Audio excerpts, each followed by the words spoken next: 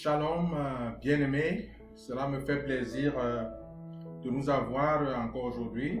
Nous avons marqué, certes, une très longue pause, mais je me réjouis de pouvoir partager avec nous quelques versets bibliques aujourd'hui, question de nous encourager, question d'espérer pouvoir fortifier la foi de quelqu'un aujourd'hui et interpeller peut-être quelqu'un d'autre à pouvoir davantage s'accrocher au Seigneur, car cela en vaut vraiment la peine, n'est-ce pas? Le texte que nous allons étudier aujourd'hui, du moins le texte principal, se trouve dans le livre des Proverbes. J'ai intitulé ce message La pensée positive ou la pensée de Christ, n'est-ce pas? Il faut pouvoir faire une distinction concernant ces deux jargons qui, à plusieurs lieux, à plusieurs endroits, et de surcroît même dans des communautés chrétiennes, font vraiment problème, n'est-ce pas? Quand je dis font problème, je pense beaucoup plus à ceux-là qui penchent plus vers ce qu'ils appellent la pensée positive. Il vaut mieux, pendant que nous communiquons aux saints, pouvoir définir clairement le jargon que nous utilisons, les mots que nous utilisons, parce que mine de rien, plusieurs arrivent à en être affectés dans leur foi. Donc aujourd'hui, nous allons voir de près, peut-être pas dans les détails en tant que tel de la pensée positive, mais nous allons toucher certains aspects qui, de mon point de vue, pourront amener les uns et les autres à pouvoir s'attacher à la saine doctrine. Nous sommes croyants et nous n'évoluons pas comme n'ayant pas un standard. Nous avons un standard qui a été placé devant nous, qui est un modèle que nous sommes appelés à suivre. Et nous devons nous évertuer dans notre doctrine, dans ce que nous prêchons et enseignons, à pouvoir ramener toute pensée captive à l'obéissance de Christ, qui a en fait ce modèle pour tous les croyants, pour tous les chrétiens. Je vais lire ce texte qui se trouve dans le livre de Proverbes, le chapitre 23. Il s'agit du verset 6 et du verset 7. Je vais faire la lecture dans la version de la Bible qui s'appelle la Nouvelle Édition de Genève. Et je vais lire donc le verset 6. Ne mange pas le pain de celui dont le regard est malveillant et ne convoite pas ses friandises, car il est comme les pensées de son âme. Mange et bois, te dira-t-il, mais son cœur n'est point avec toi. Très souvent, ce que j'ai remarqué, peut-être que vous avez remarqué autre chose, mais ce que j'ai remarqué, c'est que le plus souvent, certains prédicateurs de mauvaise foi ne prennent pas tout ce verset. Ils ne prennent pas ce verset. Cela veut dire qu'ils le mettent hors de son contexte. Ils prennent juste une portion, et voici la portion qu'ils prennent. Ils prennent juste cette portion du verset 7. Car il est comme les pensées de son âme. Dans d'autres versions, il est plutôt écrit, car tel un homme pense, tel il est. Ouais, comme j'ai pris l'habitude de le dire dans mes vidéos ici, les phrases françaises ne commencent pas par car.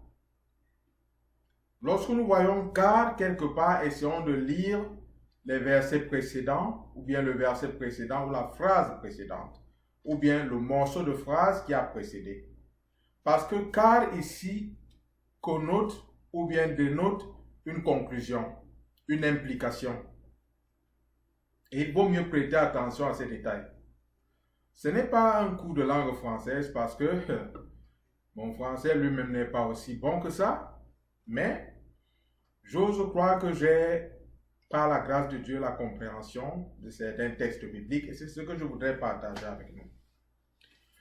La Bible nous donne ici un détail concernant une catégorie de personnes. Elle dit et nous devons décrypter cela, c'est-à-dire lire comme entre les lignes ce que la Bible essaie de nous dire que quand nous sommes invités chez quelqu'un, parce que ici il est question des gens qui se trouvent déjà à table, ils doivent manger.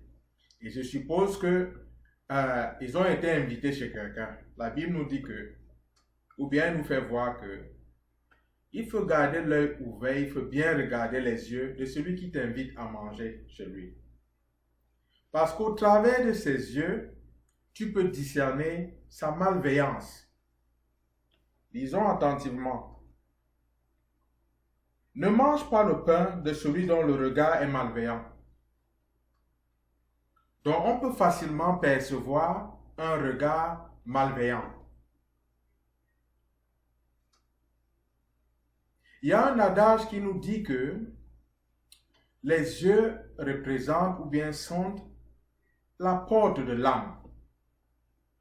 Et pour nous autres qui avons fait un peu dans le corps, et qui faisons même d'ailleurs dans le corps médical, nous pouvons percevoir beaucoup de choses au travers des yeux de quelqu'un. Lorsqu'on l'ausculte, lorsqu'on regarde ses yeux, on peut voir beaucoup de choses concernant sa santé, concernant son état d'âme. Et très souvent, même le stress, la tristesse, je veux dire la fatigue, plusieurs choses peuvent se lire au travers des yeux des individus. Donc Dieu commence à nous dire que ne mange pas le pain de celui dont le regard est malveillant. L'apôtre Pierre a exprimé ceci à sa façon et j'aimerais que nous puissions lire. Ça, c'est dans 2 Pierre 2, 14. Je vais retrouver ce texte rapidement. Il voulait nous faire comprendre que les yeux aussi peuvent révéler beaucoup de choses. Et il a été très, très pointu, très étriqué dans sa façon de parler. Nous allons le voir très rapidement avant de revenir sur notre texte principal. 2 Pierre 2, 14. Je vais faire la lecture. Ça, c'est le verset 14. Voici ce que l'apôtre Pierre dit. Il dit, « Ils ont les yeux pleins d'adultère et insatiables de péché. Ils amoncent les âmes mal affermies. Ils ont le cœur exercé à la cupidité. Ce sont des enfants de malédiction. » Il dit qu'ils ont les yeux pleins d'adultère et insatiables de péché. Pierre voulait dire que lorsque vous regardez certaines personnes dans les yeux, vous n'avez pas besoin d'être magicien ou bien vous n'avez pas besoin d'une révélation quelconque de l'Esprit du Seigneur. Vous pouvez au travers de leurs yeux discerner que ces personnes sont adultères et que ces personnes sont remplies de péché, rien qu'en regardant leurs yeux. Donc les yeux peuvent nous révéler beaucoup de choses. Et je vais revenir dans notre texte, celui du livre de Proverbes, le chapitre 23. Je vais continuer un peu la lecture. Donc, nous comprenons donc clairement que le Seigneur nous avertit, et ça c'est comme un bonus par rapport au thème qui nous concerne aujourd'hui, d'être vigilant, de ne pas juste fonctionner comme si on nous avait ôté la tête. Lorsque nous sommes invités quelque part par un individu, soyons curieux, regardons ses yeux. Et si ses yeux sont malveillants, ne mangeons pas son pain. Excusons-nous poliment et partons de là. Bien-aimés, dans l'une de mes toutes premières vidéos, je remerciais le Seigneur et les gens qui ont suivi cette vidéo peuvent témoigner. Je remerciais le Seigneur du fait de n'avoir pas exaucé certaines de mes prières. Et aussi, je remerciais le Seigneur de n'avoir pas permis que dans mes moments de douleur, une catégorie de personnes m'aide. J'ai connu la douleur, j'ai connu cette souffrance en tant que jeune missionnaire. Si aujourd'hui, je voudrais me faire quelqu'un qui encourage mes frères dans les champs de mission, c'est parce que je sais ce que les missionnaires souffrent. Ils sont un peu dans l'église comme une espèce de laissé pour compte, d'abandonner. Cela veut dire que la plupart d'entre eux sont au front carrément et payent le prix pour certains même avec leur vie. Mais la reconnaissance dont l'apôtre Paul nous a tous exhortés à manifester, je veux dire, cette reconnaissance ne leur est pas imputée au sein de l'Église. Je ne pense pas que dans certaines communautés, pour ne pas exagérer, pour ne pas dire toutes les communautés, les missionnaires soient des personnes reléguées comme au dernier rang. Pourtant, s'il fallait même examiner ce terme de missionnaire, il a bien sûr trait à l'expression d'apôtre, d'envoyé. C'est en d'autres termes aussi ce que cela veut dire. Est-ce que je suis en train de réclamer un titre de ce genre? Ça n'a pas de sens. J'aime mieux être appelé frère, n'est-ce pas? Le frère Franck. Cela me convient très bien. Cela marche très très bien avec moi. Mais je voulais juste souligner ici un détail et nous encourager à la reconnaissance de ces personnes qui payent vraiment un prix difficile. Donc je disais que je rendais grâce à Dieu de n'avoir pas permis que certaines personnes même me viennent en aide. N'est-ce pas? Parce qu'il y a des personnes, quand elles vont te donner, je veux dire ce cachet d'1 million, tu regardes, tu jettes un coup d'œil sur leur regard, c'est un regard extrêmement malveillant. Le Seigneur nous dit de ne pas manger de ce pain. Ce genre de pain, c'est un poison. Donc frère, sœur, toi qui le moment venu a résisté parce que tu étais malveillant, merci, tu avais bien fait. Tu avais très bien fait. J'étais peut-être aveuglé par ce que je traversais pour ne pas voir ton regard malveillant, mais aujourd'hui le Seigneur ouvre mes yeux pour comprendre que si jamais tu m'avais donné ça, tu m'aurais empoisonné. Merci de ne l'avoir pas fait. Que Dieu te bénisse. Tu as bien agi, n'est-ce pas? Mais ça ne veut pourtant pas dire que tu ne dois plus soutenir les missionnaires. Malheur à toi si tu ne le fais pas. Donc, je vais continuer en disant, il dit ceci, et ne convoite pas ses friandises. Non seulement tu ne dois pas manger son pain quand tu discernes que son regard est malveillant, pire encore, ses friandises, ne touche pas. Excuse-toi poliment et pars de là. Comme je le disais, ce n'était pas notre texte principal. Le texte principal, le cœur de ce que je voulais toucher ici, concerne le verset qui suit.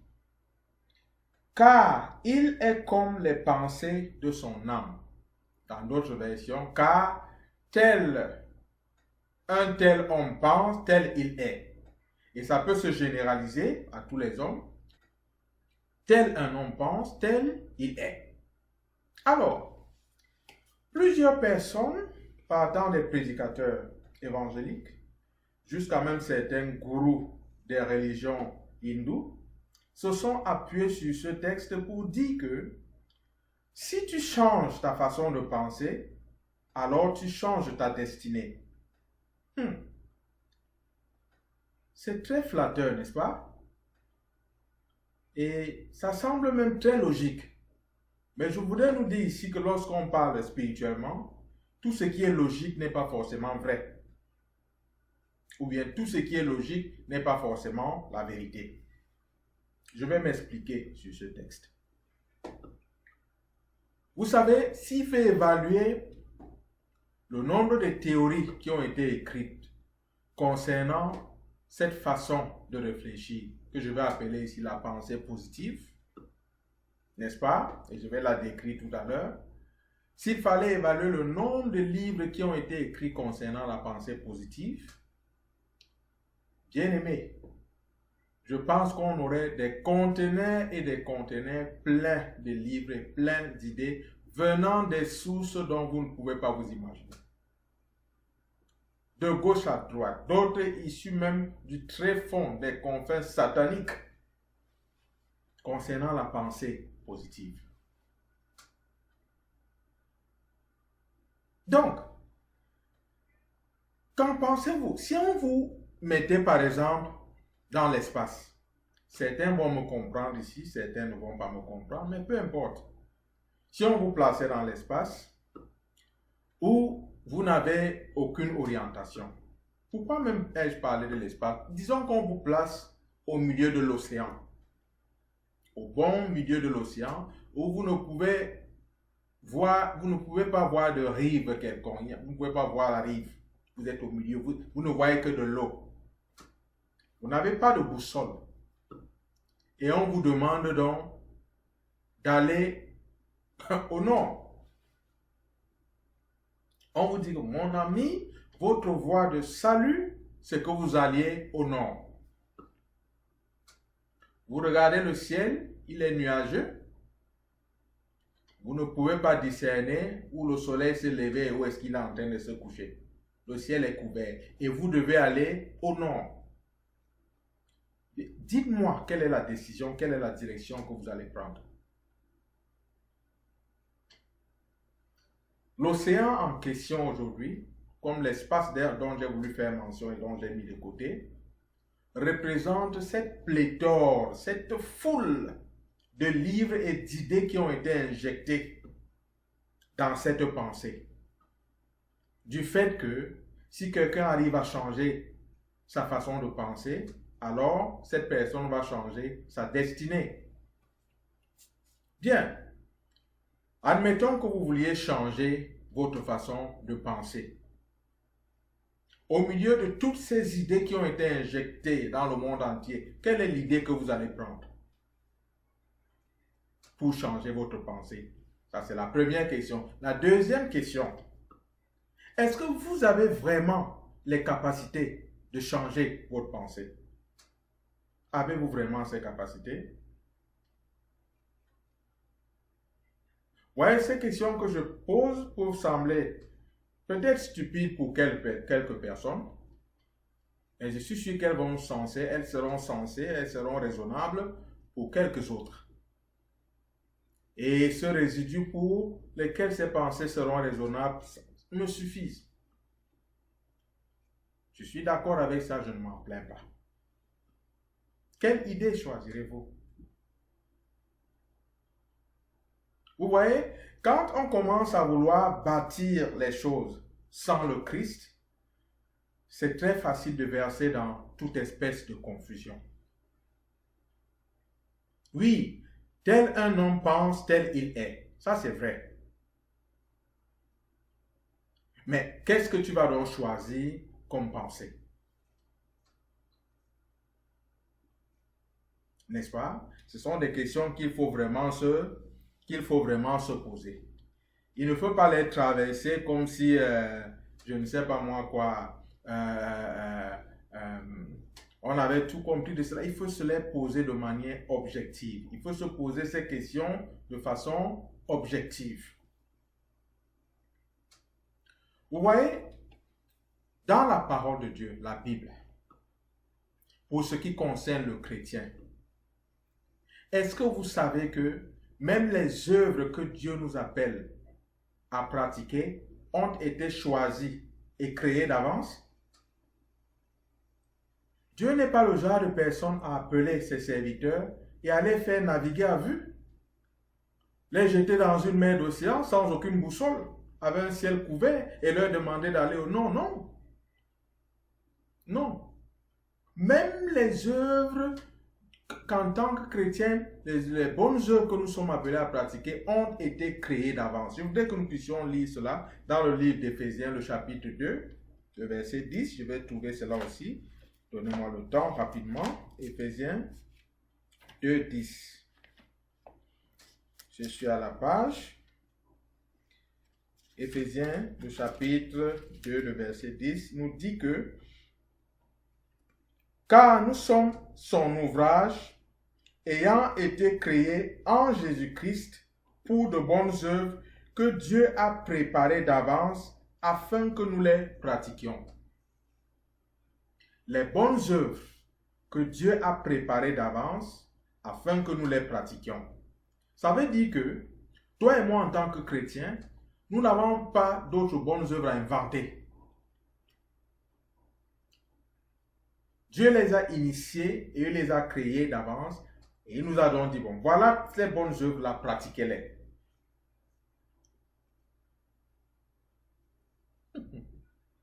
Quelqu'un me dira, ah ben dis donc, dans ce cas donc, quelles sont donc ces bonnes œuvres?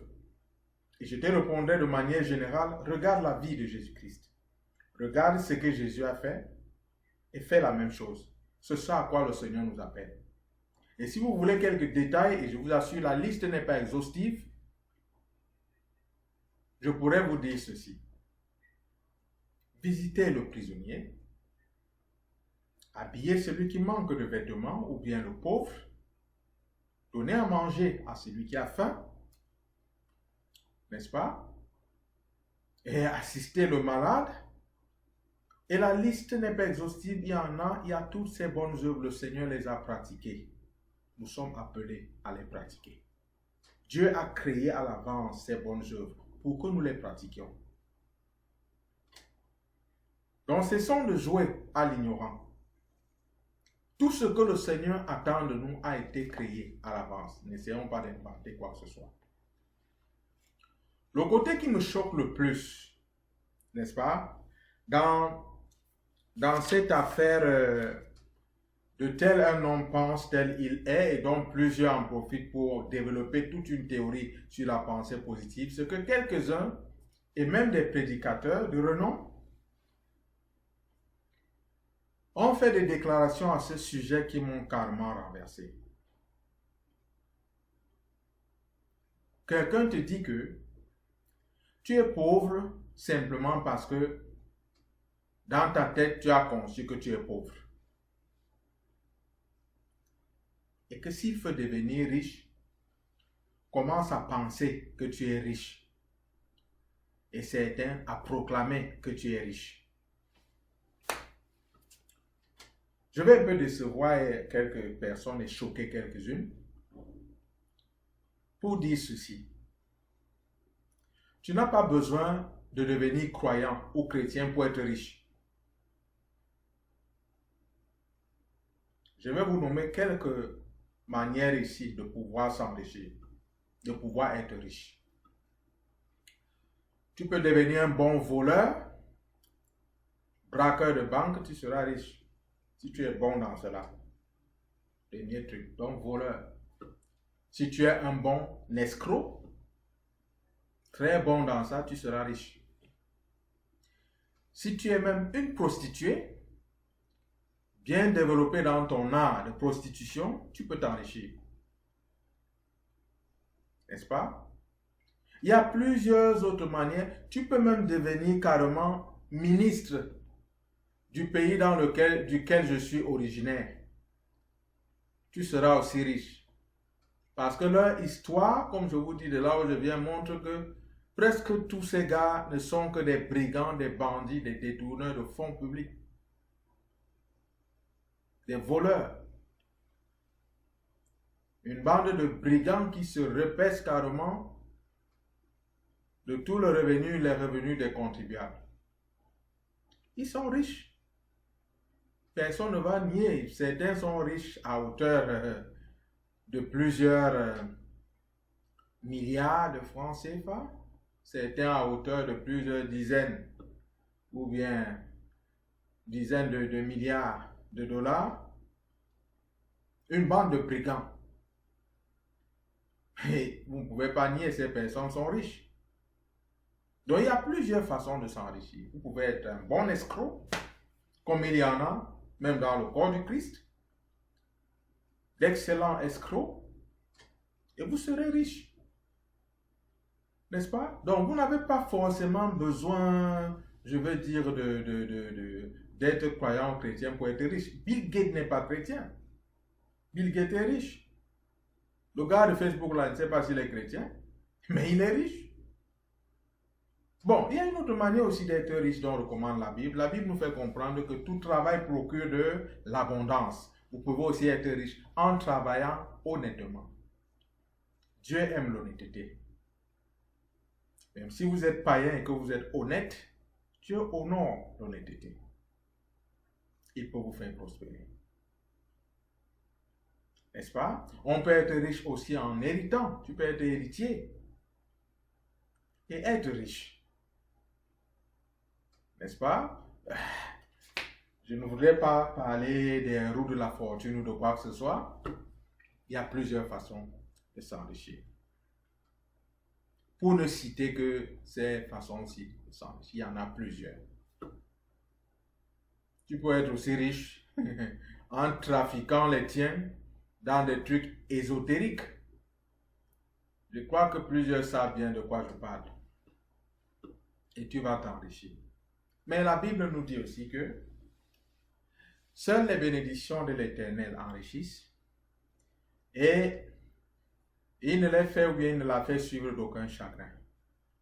Il y a une telle richesse qui va te coller le chagrin jusqu'au dernier tiers de ta vie. Mais il y a une telle richesse qui vient de l'Éternel qui te rendra très heureux. Très, très heureux. N'est-ce pas? Bon, je disais donc que certains de ces prédicateurs vont vous dire que, bon, voilà, il faut seulement penser à la richesse, penser grand, comme ils aiment dire. Quand vous dites penser grand, vous voulez parler de quoi? Généralement, quand ces gars-là veulent vous escroquer, ils utilisent un langage assez sombre, pas très clair. Penser grand, qu'est-ce que ça veut dire? Donner les détails au peuple. Changer sa façon de penser, ça va influencer votre façon de vivre. Ok, je suis d'accord avec ça, n'est-ce pas? Certains sont allés au point de dire que, en changeant cette façon de penser, il faudra aussi que vous soyez en même de pouvoir proclamer ce que vous pensez. Et ils sont allés, ils se sont appuyés sur ça. J'ai entendu dans les communautés, j'ai même vu en ligne des prédicateurs de renom appeler l'argent. Argent vient, money come, money come. Ils appelaient l'argent par la foi. Je sais que plusieurs se disent comme Franck, toi tu es, oui, qu'est-ce que tu apprends là? N'est-ce pas que tu as enseigné un truc comme ça à l'école? Ce n'est pas ce que je disais. Et je vais vous dire pourquoi. Maintenant. Quand ces gars-là disent qu'ils vous enseignent les principes de la foi et vous demandent de pouvoir appeler l'argent, vous passez toute une soirée à transpirer là comme, je ne sais pas moi quoi, à appeler l'argent. Money, comme, argent vient. N'est-ce pas qu'à la fin de vos argent vient là, le gars tire les caisses des offrandes, il pose, il vous demande de venir donner les offrandes. Vous donnez encore les offrandes, pourquoi? Alors que vous venez d'appeler l'argent. Il fallait simplement, comme tous vous avez appelé l'argent, rentrer chacun chez vous. Mais il vous prend pour des gens stupides. Après vous avoir emballé dans une doctrine stupide. Il vous escroque. Il vous dit, bon voilà maintenant, venez me donner l'argent.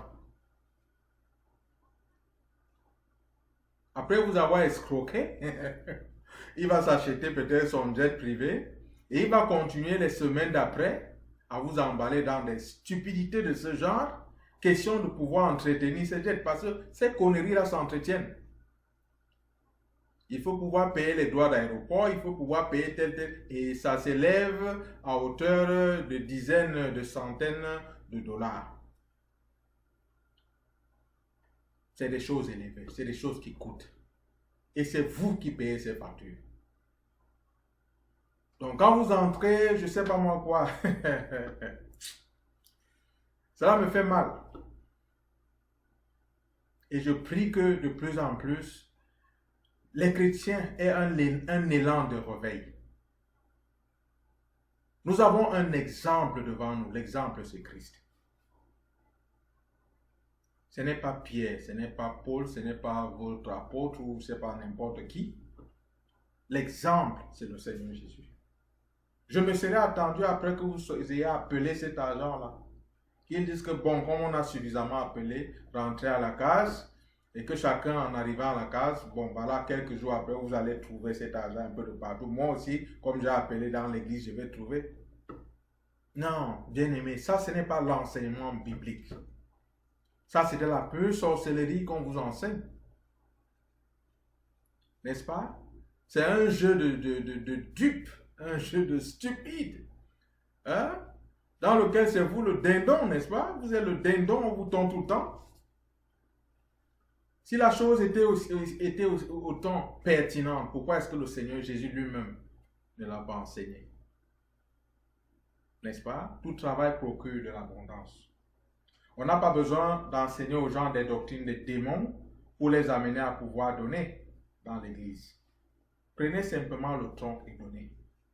Je vais vous donner un autre indice afin que vous compreniez, que vous puissiez discerner autour de vous la manigance et la petite tromperie de ces fils de la perdition. C'est comme ça que je les appelle. Parce que c'est une bande de commerçants. Ils n'avaient qu'à ouvrir une boutique. Mais bon, à moins qu'ils ne considèrent, c'est-à-dire ce groupement qu'ils font chaque jour là comme leur boutique, permettez-moi le terme. C'est vraiment douloureux, c'est frustrant de mon point de vue. C'est extrêmement frustrant. Donc, quelqu'un me dira donc, bon, femme, tu as parlé donc de tout cela. Qu'est-ce que nous devons donc comprendre dans tout ce que tu viens de dire? Et je vais nous dire simplement ceci. Bien-aimés, la Bible nous dit que le Seigneur Jésus-Christ, en qui toi et moi nous avons cru, a la capacité de s'attirer toutes choses. Il a la capacité de s'attirer toutes choses. Quand on dit toutes choses, c'est toutes choses. Et c'est une parole certaine. J'ai dit au départ que le Seigneur n'était pas quelqu'un qui nous jetterait en pleine mer, sans boussole, sans orientation, nous demandant d'aller au nord, ou d'aller au sud, ou d'aller quelque part. Non. Il nous a donné des directives, il nous a donné une carte claire, afin que nous avancions, non pas comme tâtonnant en plein jeu, non, ayant une direction bien précise. Est-ce que vous savez donc que, en termes de pensée, le Seigneur a aussi élaboré des pensées que toi et moi, nous devons intégrer. Même jusqu'aux pensées. Donc, nous n'avons pas d'excuses. Quelqu'un ne va pas dire que je ne savais pas. Tu savais. Les bonnes œuvres que nous sommes appelés à pratiquer ont été créées d'avance par Dieu afin que nous les pratiquions. Les pensées que nous devons avoir ont aussi été créées d'avance afin que nous les intégrions, que nous les pensions.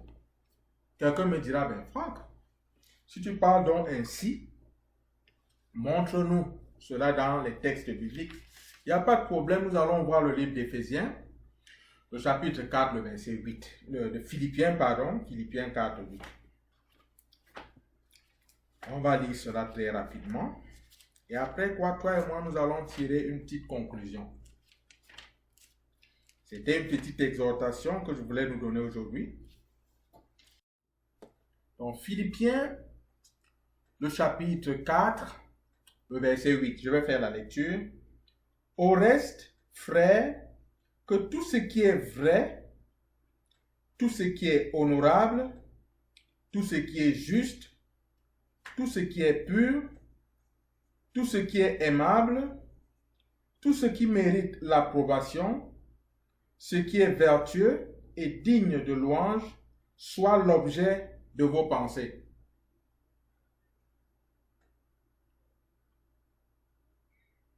Je vais recommencer.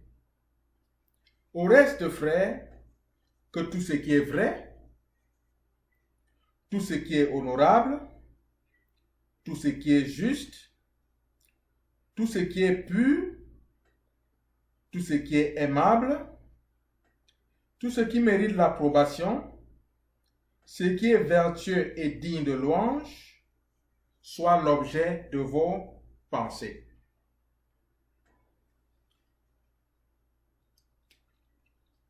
Ces paroles qui ont été dites viennent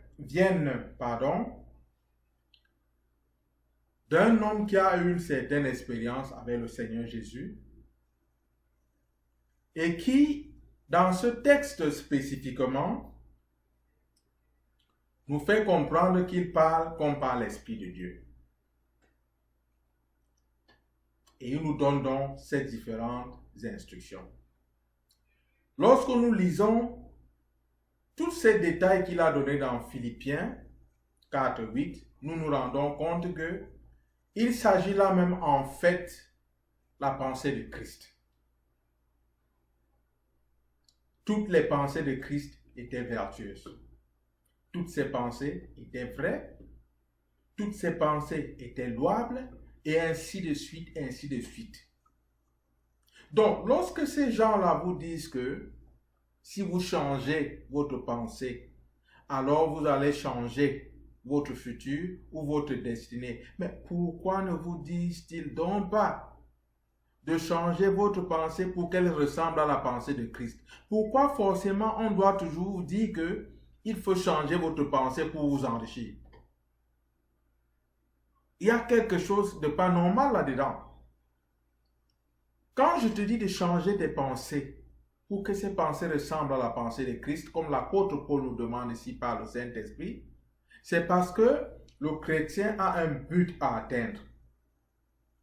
Oui, il a reçu Jésus et Jésus-Christ est en lui, mais il court une course par rapport à l'accomplissement de ce que Dieu attend de lui, mais il y a aussi une course qui se passe par rapport à ses pensées, par rapport à son caractère, par rapport à son être, qui doivent avancer dans le but de pouvoir ressembler à Christ.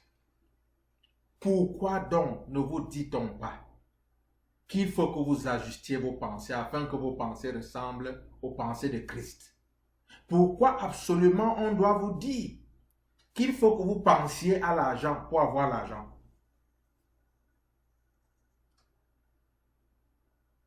Si donc notre Seigneur Jésus-Christ a cette capacité de s'attirer toutes choses, ne voyez-vous pas de manière logique, et ça c'est une logique saine, que si nous devenons semblables à Christ et que nous revêtons vraiment Christ, alors nous allons attirer toutes choses?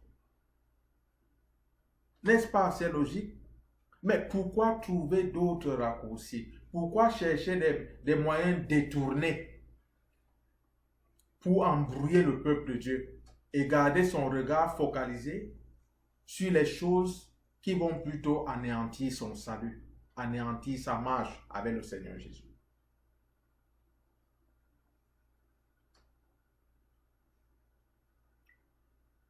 Bien-aimé en Christ, c'est à toi que je parle. Si tu avais été comme rongé par cette gangrène de fausses pensées positives, je voudrais aujourd'hui, comme je viens de le faire, présenter une autre pensée, comme nous l'avons lu dans le livre de Philippiens, le chapitre 4, le verset 8, la pensée de Jésus-Christ. Il faudra que tu opposes cette pensée positive qui voudrait que tu puisses imaginer des choses sans Dieu et les avoir simplement parce que tu les as imaginées ou bien parce que tu les as proclamées. Argent vient, continue d'appeler. Et je vais voir si tu vas vraiment avoir l'argent là. Mais ces gens veulent vous escroquer, ma foi. Quelle est cette sorcellerie dans l'église? Le Seigneur nous exhorte à avoir ces pensées. Il y a un groupe de délinquants qui nous invite plutôt à avoir les pensées à développer pour garder l'argent dans notre cerveau. Appelez l'argent. Continuez d'appeler. J'aimerais bien que l'une de ces personnes qui a passé le temps à appeler cet argent-là me montre l'argent finalement qu'elle a eu. Bien-aimé, arrêtez de vous faire prendre dans ce jeu de dupe. C'est vraiment un jeu de dupe. Vous voyez, pour la construction du tabernacle, ou bien pour la construction du temple. Je vais commencer par celle du tabernacle. Peut-être je vais m'arrêter là, ce sera un exemple suffisant. Lorsque Moïse a demandé aux gens d'apporter de l'or, de l'argent, ainsi de suite, les gens ont tellement apporté ces choses au point où on a dû demander aux gens d'arrêter de donner. Nommez-moi une seule église, je dis une seule, où par rapport à un projet, les gens ont donné au point où on a dit d'arrêter. Je n'en connais pas. Mais pourquoi cette avidité? Pourquoi les gens sont si avides? Et quand je parle des gens, je parle de toute cette foule de daddies, là, je n'ai rien contre eux. Mais je trouve que la plupart, c'est une bande carrément d'escrocs. C'est le nom qui leur sied le mieux. C'est des petits escrocs de mon point de vue.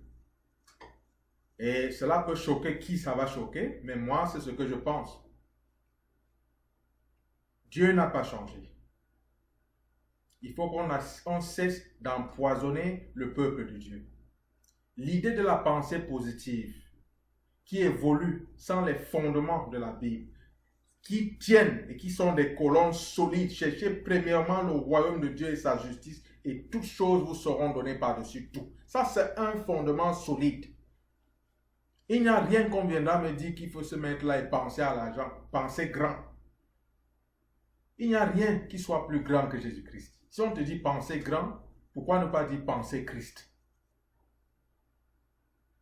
Et là, quand on va te dire penser grand, c'est de dire non, bien mon frère, quand tu vois là, il faut que tu commences à penser à l'église, la 4e dimension, il faut que tu commences à penser que tu as 2000 membres. La Bible nous fait comprendre que le Seigneur lui-même a ajouté au milieu des saints le nombre de ceux qui avaient cru. Il y a eu récemment toute une foule de conversions en Algérie. Vous étiez là? Quelques-uns qui célèbrent cela aujourd'hui, peut-être n'ont même jamais prié pour l'Algérie. Faisons simplement ce que le Seigneur attend de nous. C'est le Seigneur qui convainc les âmes. Bon, si simplement vous voulez avoir les gens dans la congrégation pour avoir les gens, pour gonfler le nombre, vous pouvez utiliser vos tours de passe-passe. Il y en a plusieurs. Vous pouvez même aller chez certains, je ne sais pas moi quoi, tradis praticiens, et trouver ce que vous allez trouver là-bas pour fabriquer vos trucs pour attirer vos membres, ou bien simplement entrer dans le genre de publicité mondaine comme Coca-Cola fait et tout ça, comme je vous vois faire de part et d'autre. Vous aurez une bande de gens assis devant vous, n'est-ce pas, que vous pourriez tondre aux besoins. Mais s'il est temps qu'il est question ici de l'Église du Seigneur, où nous aurons des croyants qui veulent être édifiés dans la sainte foi et pouvoir se soumettre à Jésus-Christ, il faut pouvoir marcher selon les règles. La pensée que nous devons poursuivre, c'est la pensée de Christ. Ce n'est pas la pensée d'argent ou la pensée de quelle dimension, ça c'est des stupidités. Et il dit que les personnes qui se versent dans ce genre de choses, c'est une bande de bandits, c'est une bande de brigands. C'est une bande de personnes que Jésus a taxées de ceux-là qui veulent entrer dans la bergerie en employant un autre chemin que la porte. Ce sont eux.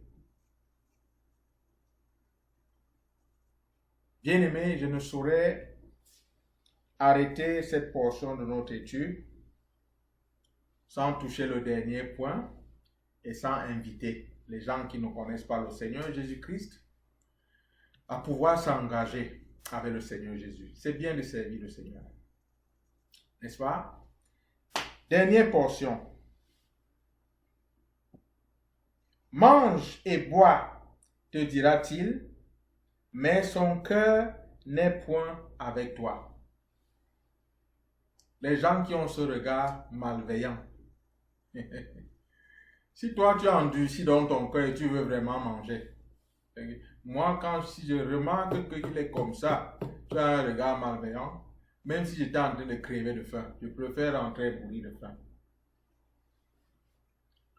Là pour le genre de choses, tu mets la bouffe dans ta bouche, tu mâches, tu ne sais pas ce que tu mâches à cause du regard. Pourquoi? Je rentre chez moi, je préfère crever de faim. On dit ici qu'il te dira mange. Oh non, mes frères, mange, frère, mange. Et il te dit ça alors que son cœur est en train de te maudire. Son cœur t'a déjà tué jusqu'à.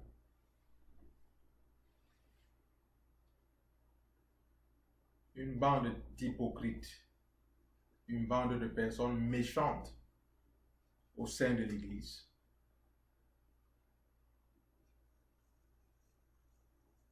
Donc, le Seigneur dit qu'en réalité, tel que l'homme la pense, c'est comme ça qu'il est. Mais comme tu ne peux pas voir sa pensée, regarde au moins ses yeux. Tu peux pouvoir discerner clairement ses pensées au travers de ses yeux. Le regard malveillant peut se percevoir. Comme l'apôtre Pierre a aussi dit que on peut percevoir l'adultère au travers des yeux, on peut percevoir les péchés, l'abondance des péchés au travers des yeux de quelqu'un. Comme avait dit un prédicateur à l'époque, il dit que lui, il était plutôt anglophone et il a écouté quelques-uns des ministres du pays duquel je suis originaire en train de parler et il nous dit donc que il y a certaines personnes, rien qu'en les regardant, même si tu ne comprends pas la langue que ces personnes parlent, rien qu'en les regardant, en les écoutant, tu sais clairement que ces personnes sont en train de mentir, rien qu'en les regardant.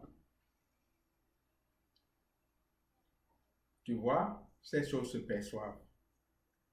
Si vous rencontrez n'importe quel psychologue sérieux, il va vous dire que, sans même avoir besoin du détecteur de mensonges, cet appareil dont plusieurs sont peut-être au courant, en observant quelqu'un, en observant ses gestuels et beaucoup plus ses yeux, les mouvements de ses yeux, on peut savoir si cette personne ment ou bien si elle dit la vérité, jusqu'à un certain niveau.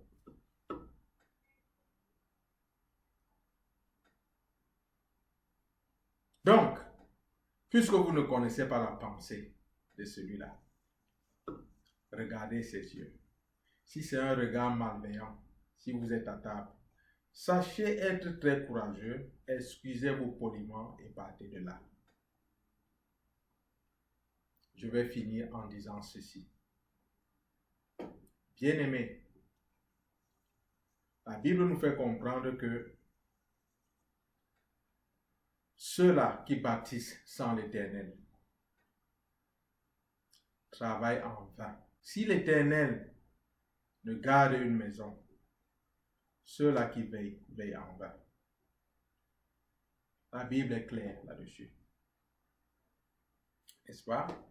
Donc, quand tu dois développer une pensée quelconque, soi-disant pour pouvoir définir ton avenir, pour pouvoir transformer ton devenir, rassure-toi que les fondements de cette pensée reposent dans la Bible, sont les fondements de Christ. Tu n'es pas un païen. Laisse les païens développer leurs pensées positives. Rester dans leur chambre et penser qu'ils sont la roue d'un vélo. Laisse-les dans ce genre de trucs. Ce n'est pas ton lot là-bas. Ce genre de torture leur est réservé. Mais pour ce qui te concerne, lis très très bien le livre de Philippiens, le chapitre 4, le verset 8. Tout a été énuméré là-dedans, concernant le genre de pensée dont nous devons vous revêtir. Tel un homme pense, tel il est. La pensée positive ou bien la pensée de Christ. Le choix te revient. Après tout, tu es libre. Libre de faire le choix qui te convient. Tout comme chaque être humain qui a été créé, chaque être humain à la surface de la terre est libre. Toi-même qui m'écoutes présentement, tu es libre. Libre de t'engager avec Jésus-Christ ou de ne pas t'engager. N'est-ce pas? Mais je voudrais que tu saches que chaque être humain, un jour, devra se tenir devant le Seigneur de tout l'univers pour rendre compte de la façon dont il a géré ou elle a géré sa vie. Je vais te présenter un aspect de la vie peut-être que tu n'avais jamais vu, ou bien peut-être que tu es en train de revoir pour une seconde fois. Il faut que tu saches que la vie qui a été donnée aux êtres humains, à chaque être humain de manière individuelle, c'est comme un talent que Dieu nous a fait. Parce que je suis de ceux qui croient, ceux des scientifiques qui croient que Dieu a créé l'univers. Et il a donné à chaque être humain la vie. Donc nous sommes intendants de quelque chose que Dieu nous a donné qui s'appelle la vie. Et si nous sommes intendants, cela veut dire que nous sommes en train de gérer quelque chose qui ne nous appartenait pas et qui nous a été donné. Pour que nous soyons sur cette chose-là pour un temps comme si cela nous appartenait et que nous puissions en rendre compte.